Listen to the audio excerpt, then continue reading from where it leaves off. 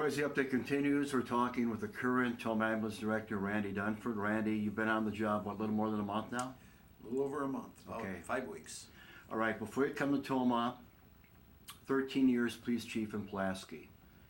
You graduated from Tomah High School, so the last part of the chapter before coming back to Tomah, chief in Pulaski, 13 years. You graduated from Tomah High School, 78. We go way back to the beginning. Then you worked for Tomah PD. You wear a lot of hats, including you were a huge part of the DARE program, weren't you? Yes, I was. I was able to implement the DARE program. That was back in 1989 is when we got that organized under Chief Dewey Owen, and we were able to get that started.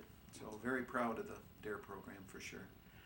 And one of the things a lot of people may not be aware of, this is your second time as ambulance director. You were ambulance director in the early 90s, and the unique thing about that is the former ambulance director who just retired recently, Jody Allen, when you were ambulance director in the early 90s, you hired Jody, didn't you? Yes, I did. Jody was my very first hire right after I was appointed the position. I sat in on the interview for the office manager, and she was subsequently selected. So just a tremendous asset to this ambulance service, and it's been a joy watching her, proceed and take this ambulance service to a whole new level. When they brought in the paramedic service, it's just a tremendous thing for the community, and it's a huge undertaking. That transformation is just not an easy process, and I give her a lot of credit for bringing that to Tomah. All right, you've been on the job, as you said, a little more than a month. Well, you've been ambulance director, Randy, among other things. You've actually slept here, haven't you? Yes, I have. Why? I wanted to shadow with the paramedic and the ambulance crew, ride, see how they function, see what it's like getting woke up in the middle of the night and hopping in a unit. Brought back old memories for sure. It's everything that I remembered and worse. And it gave me a chance to see them in action, doing what they do very best, being in back of the ambulance and watching is it's very interesting experience. And again, seeing them in the work of taking care of a person, of a patient, is it's awesome. It's awesome to see. As we're sitting down, Randy, you've interviewed 29 of the 34, asking for assessments, getting viewpoints, so you really want to hear from everybody, don't you? Yes, I do. Part of my job, anytime a new manager comes into a department, is you need to assess the department, from a completely different point of view, based on my experience in 34 years, obviously that being a major part in law enforcement. So looking at it from a management point of view, looking at the service, trying to assess it as a business within the city. And, in order to make those assessments and make decisions focusing on our future of the service, I wanted to get the opinion of the employees here. So I had a questionnaire and seeked out their assessment from their perspective, from where they're located in the food chain. And I wanted their views based on their experience. A lot of them have jobs, other full-time jobs and other services. So it was very unique listening to their views and how they saw things, and very interesting. So that was important for me in putting together my assessment of the service. Right now on the update, we're talking with current Tomah Ambulance Director, Randy Dunford.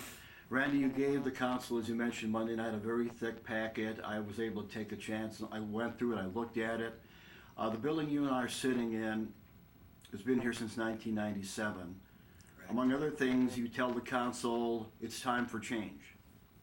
It is time for change. This service operated as a volunteer ambulance service since 1973.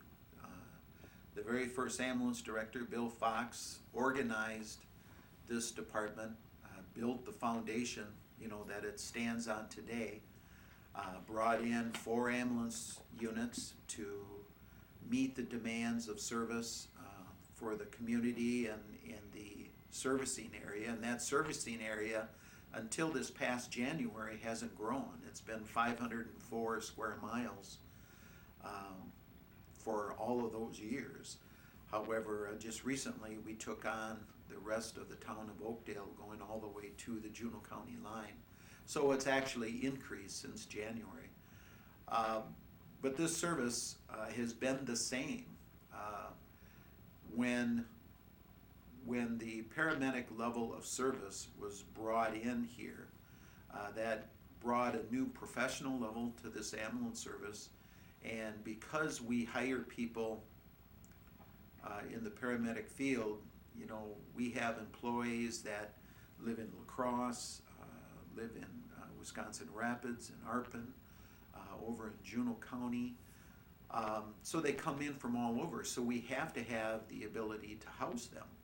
They have to have an area where they can get some sleep. And obviously in the EMS field, they work the same type of schedule that you see in fire departments throughout various communities. It's a 24 hours on and a 48 hours off, and then filling in that schedule with whatever time we can get in that 24-hour period.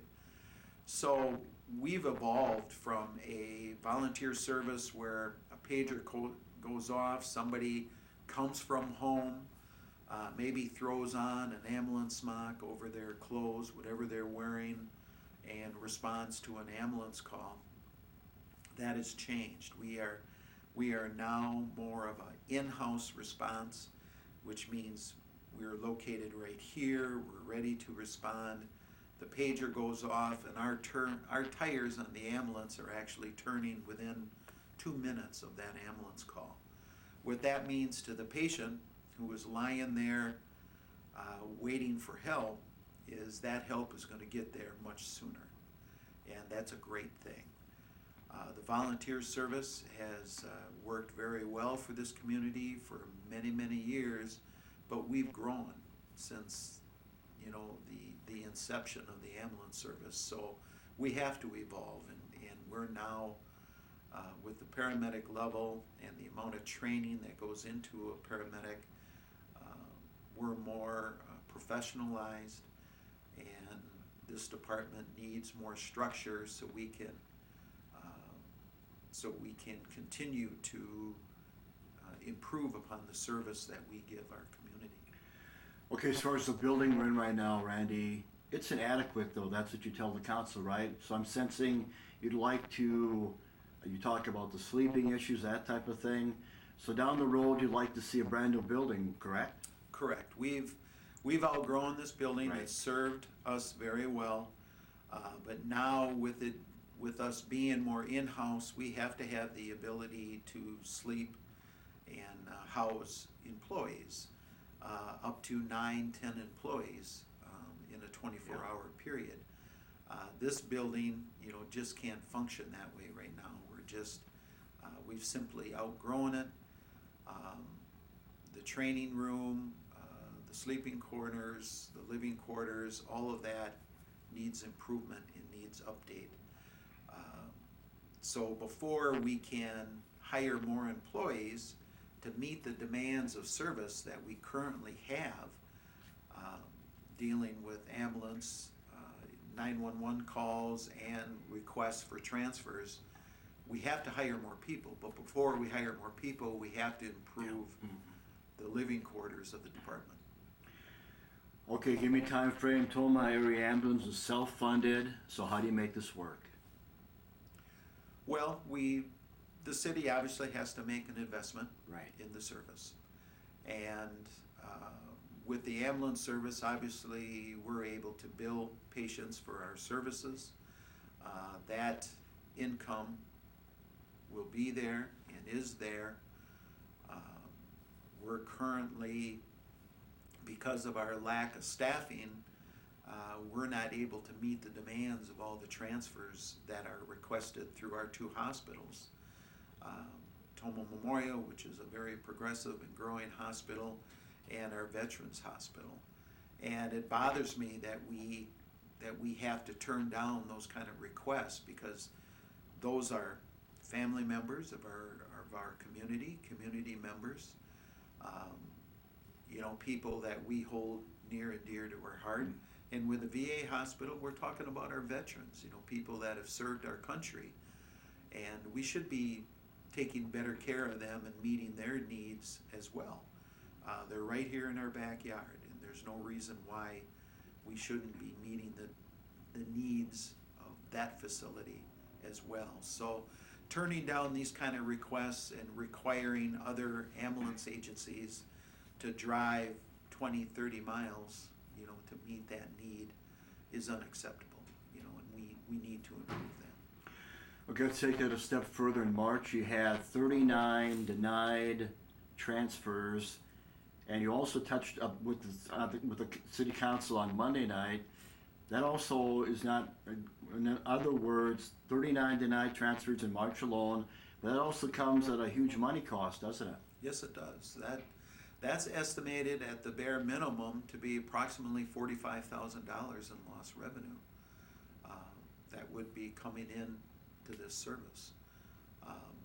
And that's huge. Obviously, you have to realize in the investment that we make in this building and in personnel and creating structure within this department will be met by the revenue that is brought in through our service, to the community.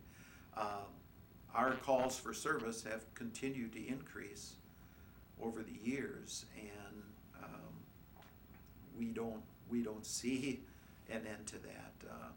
The level of service that we can provide, it's literally when a person calls for an ambulance, the emergency room is coming to them. Yeah. And everything that can be done in an emergency room, in a large part, we can do as a paramedic level of service. So that's increased, our amount of calls. So Randy, is the answer to not having to decline these calls just more staff? Is it that simple?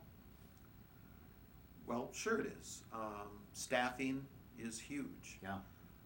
But anytime you increase an organization, you have to have structure within the organization. Right. And that's one thing that is lacking here, is that structure. We need to have supervisors in place and have a organization that is professionally run, so we can continue, again, to meet the needs and demands of service that is out there.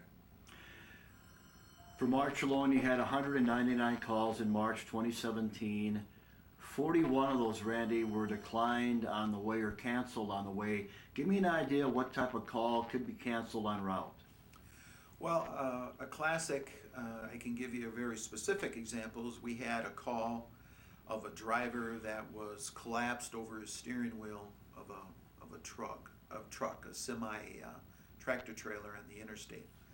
While the ambulance was en route to the scene, a trooper arrived at the scene and was able to determine that there was no medical emergency. It was just a driver slumped over the steering wheel, sleeping alongside the interstate. Just had to pull over because he was that exhausted. So that call was canceled while the ambulance was en route, and they turned around and came back. Or it might be we're called to a scene for a particular medical event, and the patient denies transfer. Says they're okay, they don't need the ambulance, or they want to go by their own vehicle to the hospital to seek medical attention, and we're canceled in that regard. So those are various ways that we can be canceled from a run.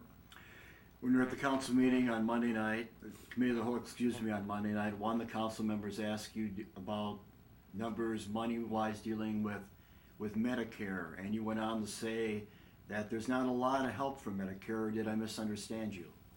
No, that's of course done through government subsidies, and they have a price limit that they limit or that they impose for emergency services, medical services, and they have just a very, very small reimbursement that they give and provide for transfers. Now, that well, when a person is on Medicare, of course, we cannot then turn around and bill the person for the rest of the amount. If they have a secondary insurance, then it's applied there. But if they don't, then ambulance services are required to just eliminate that debt or take that debt on. Right on the update, we're talking with the current Tomah Ambulance Director, Randy Dunford. Randy was also, as you said, ambulance director in the early 90s here in Tomah, so the second time as ambulance director in Tomah. One of the biggest changes I would imagine since round one in the early 90s would be, you've already touched on it, the amount of calls you make not only in a month but in a year. That has to be huge from what it used to be. Oh, it really is. A huge increase in the ambulance calls, and this community is growing, and with what makes Tomah so very, very unique from other areas of the state and other places I've been. You have two major interstates that come through Tomah. You have two, large facilities. I'll call them. Tomah Memorial is a fairly good-sized hospital with the Veterans Hospital. You have Fort McCoy right down the road from us. You have Volk Field, another military installation to the east of us. So there's a lot of activity right in this area, and then you add the industrial part of it, the sand mining that is currently going on, the large factories that we have here in Toro and Cardinal, and there's a lot that goes on, obviously, and that when you get more influx of people and in situations increases your need for service. Talk about, you've had a chance, Randy, to look at the vehicles, the equipment that you have here. Where would you put that on a scale from 1 to 10? The equipment here, I would say, is 9.5 to 10. Okay. We have excellent equipment within here. That's been a trademark of this service, going all the way back to Bill Fox when he ran it, and it still is implied today. We want the very best equipment. We try to do the best we can to be proactive, especially with our ambulances and so forth. We want to represent the very best of the community, and every time our ambulance goes down the road, that's a moving billboard advertising our community. So we want to look our very best and have the best equipment. Anytime a person calls for the ambulance, I heard this saying from one of my paramedics, and it's just so true. When a person calls for an ambulance, they don't tell us to bring our worst rig, and we don't need that good of equipment, and I don't even care how trained your people are. No, when they call for an ambulance, they want the very best, driving the very best, and using the very best to take care of them, and rightly so. So we want to make sure that our equipment is up to date, is modernized, is the very best possible that we can offer our customers, our patients. So when something new comes out that aids the paramedics in providing service and allows us to do it in a more efficient and better way, we need to budget and get that equipment for our customers, for our patients. Okay, as we mentioned, prior to being ambulance director here in 2017, you were ambulance director in Tomah from 91 to 93. some of this you probably really have already touched on, Randy, but what are some of the biggest changes? Obviously, you can't be ambulance director and operate the same way you did in the early 90s. What do you need to do now that was unheard of in the early 90s? Well, obviously having staff in-house is a huge thing. There's so many other areas that we can serve our community that we really didn't look at in past years. We need to be more proactive in educating our community, letting them see us, letting them see I call them their local heroes. You know, these are people that are there when they're at the very worst in their life and need help. And so having an opportunity to get to know them, so I want our people out in the community. I want them to go to our assisted living facilities and talk with people, educate them maybe on things that we do in our service that sometimes people don't quite understand when you talk about packaging a person or different equipment that we use. So we can educate them, show them, even be proactive in giving blood pressures and helping people that way to keep track of their own vital signs. So those are things that we weren't able to do very much, is be more involved in the community and educating the community. With the in-house staff, we now have the ability to do that better. And also, it's just the technology that has come over these past years that was simply unheard of 20 plus years ago. And that technology just continues to evolve, and that's what makes this job so fun, is just being a part of that and trying to be proactive in bringing new things in and looking at new things and because all of that just helps our community and makes this service better. All right, early 2000s, you spent a couple years police chief in New Lisbon. The last 13 years before you take this job, police chief in Pulaski, as you already touched on. You and I talked about a month ago, Randy, and I said in your wildest dreams and you leave Tomah, do you ever see yourself coming back here? And I sense that not a major surprise for you, because I'm sensing Tomah's always had a spot in your heart, or on my way off base there. No, you're not. You're not off base at all. I mean, Tomah has always been home. Both my wife and I graduated from Tomah. However, in my career in law enforcement, it was just necessary to leave Tomah to continue on with my career. But I've always enjoyed looking back and watching Tomah from a distance, things that have gone on. Obviously, we've had friends here, we have friends here, we have family here. So I always enjoyed, catching up on things that have gone on, different projects that the city has taken on, the growth of the police department and the ambulance department as well here. So I've enjoyed watching that, from a distance, and again, we still have family here.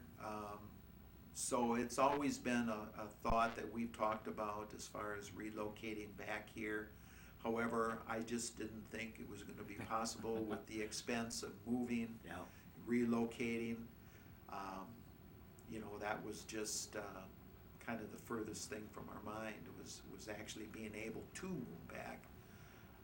And then when the opportunity arose, it was just obvious to us to see, that God's hand was in it. It was something that we've been praying about and concerned about, dealing with our parents that are back in this area, and just doors were opened and it was made possible. So it's exciting. It was awesome. In fact, just recently, you've purchased a house and you're in the Yes. process of selling you sold your house in the process.